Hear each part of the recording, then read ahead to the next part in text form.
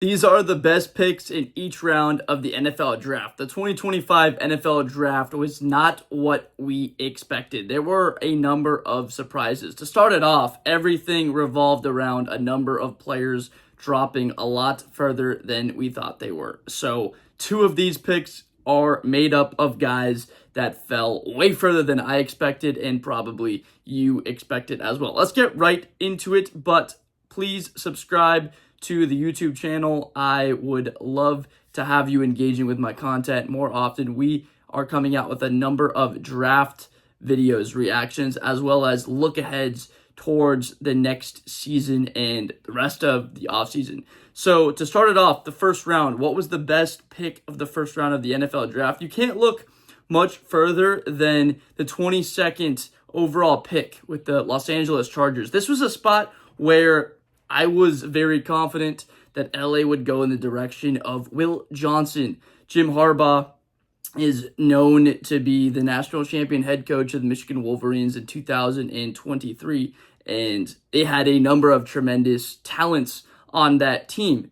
For the likes of a guy that was still there at pick number 22, Will Johnson was still available. Well, we end up knowing that Will Johnson drops deep into the second round, and LA decides to go with Omarion Hampton at pick number 22. This fits the Los Angeles Chargers and Jim Harbaugh's championship mold. We saw how Michigan won a natty. They had a half against a very good Penn State football team without even throwing a pass. They are built to run the ball, and with Justin Herbert being able to sustain success and not have takeaways very much like he had last year, protecting the football, this works perfectly for them and stands out as the best pick in this round. I mean, we're talking about Omarion Hampton, a guy that's 220 pounds and was running in the 4.4s in the 40-yard dash. So he was the best pick of the first round.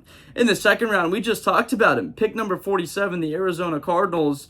They took Will Johnson, arguably the best cornerback in this draft. There was the concerns about that knee injury. He's also dealing with some turf toe currently, and we will see how long that lingers with him and what his availability will be moving forward with Arizona. But how about Will Johnson being able to compete against former rival Marvin Harrison Jr.? They are now teammates in Arizona, and this was actually my favorite pick in the entire draft, most likely. I mean, we'll see over time what that ends up being, but Will Johnson in the second round, are you kidding me? This guy was thought to be potentially a top 3 pick in this draft just over a bit of a year ago. Third, at 96th overall, the Atlanta Falcons in the third round took Xavier Watts. We're talking about the guy that has led college football the last couple of seasons in interceptions, with 13 with Notre Dame. He was one of the primary reasons why they made a run so deep in the college football playoff to get a chance to compete for a national championship against the Ohio State Buckeyes, because Xavier Watts is one of the best defensive backs in all of college football. You can make the argument him, Caleb Downs, Malachi Starks were the best throw-in. A guy like Andrew Makuba with Jahdae Barron throwing in defensive backs and all. We just talked about Will Johnson, but one of the best safeties in college football. Without Xavier Watts, Notre Dame does not go as deep as they ended up going. In the fourth round, Philly, how do they continue to stockpile this talent at the defensive line and with the defensive side primarily with their team? At the 111th pick, the Eagles took Ty Robinson from Nebraska. I'm an Ohio State fan, so I was remembering that game where the Buckeyes struggled to run the football against Michigan as well as against Nebraska. If we remember, one of the Buckeyes' biggest struggles was coming off of that loss to Oregon. They had a bye, but the next game that they had was at home against Nebraska, a very tight game where they were trailing there in the fourth quarter. One of the main contributors on the defensive side was Ty Robinson throughout his career in Nebraska. And the fact that the Eagles pulled away and got this guy in the fourth round and are continuing to build the trenches from the inside out, and outside's pretty good with what they have over there, bringing in Jahad Campbell, which was a very much considered pick for what I had here. But fourth rounder, Ty Robinson, that's an easy one.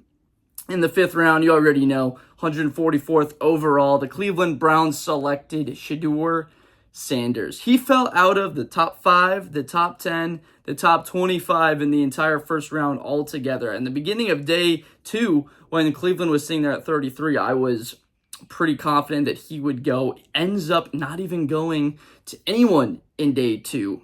Jackson Dart ended up going 25th to New York. They trade back into the first round and take a quarterback. Tyler Shuck goes to the New Orleans Saints in the second round. Dylan Gabriel ends up going to Cleveland above him. And so you're sitting there thinking, where is Shedeur going to go? Is he going to fall out of the entire draft altogether? Is he even going to be selected when just about all of the top draft analysts had Shedeur in the top 30 prospects overall, and obviously the number 2 quarterback prospect in this draft? At one point in time, he was thought to be potentially a top 2, top 3 selection for Cleveland to go and get him. The 6th round at 201st overall, Minnesota Vikings took Kobe King from Penn State. If you watch Big Ten football, you know how good of defense that Penn State is consistently playing. And this guy had 97 tackles for the Nittany Lions last year. Again, up front, that they were pretty stout, but that defense has been anchored by guys in the middle. Their linebackers have been so strong, and Kobe King, with his versatility in the 6th round, just being able to pick up likely a starter for Minnesota, or a guy that's certainly going to work himself into playing time. We're talking about Van Ginkel still there. Dallas Turner is there, so he's not going to have to start right away. But on the interior, Minnesota just picked up a very good football player.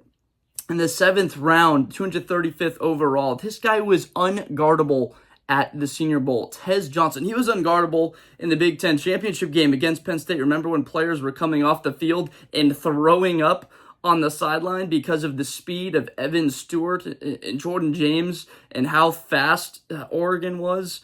And this was one of the primary reasons why Oregon was able to do that too. Again, another good Penn State defense. We just talked about it with Kobe King.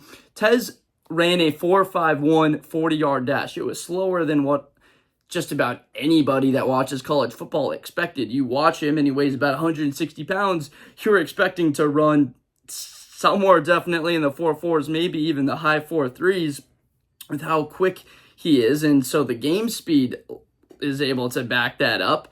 But then when he ran that 4.51, that completely changed the narrative around him, along with the lack of weight that's on his body. So 160 pounds, that was a major concern. But he ends up going in the 7th round to Tampa Bay. This is an absolute steal for them to bring in a player that can contribute and is equivalent to a flyer type of pick. So would love to see Tez Johnson play in the National Football League. I've got a couple of honorable mentions here that just didn't make the cut, but were guys that have to be mentioned. So my honorable mentions of the draft. In the 3rd round, 78th overall pick, Arizona took Jordan Burch, another Arizona Cardinal pick that we have here. But Jordan Burch is a first-round talent type of player.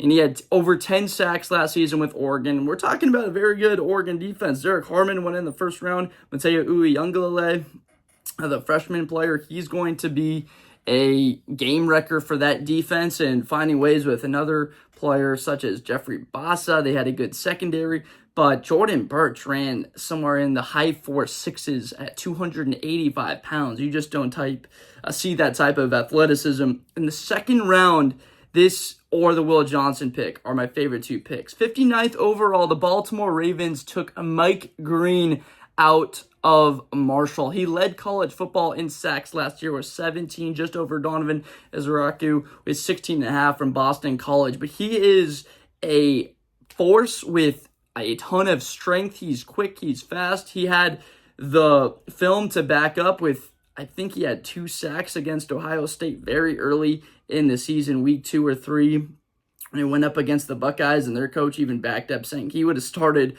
for the Alabama Crimson Tide when they had Will Anderson or when they had Dallas Turner. He would have worked into that rotation. So 59th overall, late 2nd round, Mike Green, a player that people thought could maybe even make it into the top 10, certainly a top 25 overall prospect. It was just the off the field stuff, which is why he slid this deep into the draft. And my last honorable mention, this was the best offensive lineman in college football all the way through the middle of the season until he got hurt against the Oregon Ducks on that night game when Josh Simmons, he went down. I mean, the Ohio State offensive line had been chugging along. They were able to run the football consistently, and we talked about Ty Robinson with Nebraska. That was the next week when they started struggling to run the football. It was well documented how when they transitioned to a bit more down the field type of offense, when they had more success. Donovan Jackson, the left guard, had to bump out to left tackle when Simmons went down. But if he doesn't get hurt, he's likely a top 5 pick, just like Will Campbell ends up going 4th overall. Simmons was an anchor fundamental piece of that Ohio State offense, and after he got hurt, they really had to make shift, and we're just very fortunate that there was another first-round offensive lineman for Ohio State in Donovan Jackson. So he might have ended up being the overall MVP of that team, but 32nd overall going to the Kansas City Chiefs, who absolutely needed help with the offensive line because of the 2 Super Bowls that they've lost have been blowouts. Were not able to protect their quarterback, Patrick Mahomes. So that just goes to show you how important that is. We saw tons of trench players being taken in the 1st and 2nd rounds, and that's really where the depth of this draft was overall. So those were the 10 players overall that were my favorite picks of the NFL draft, the best picks overall in the draft. You can debate it. Let me know in the comments where you agree, where you disagree, where you think that there might have been a better pick overall, but appreciate you watching all the way through, and subscribe to continue to follow more football content. Appreciate it.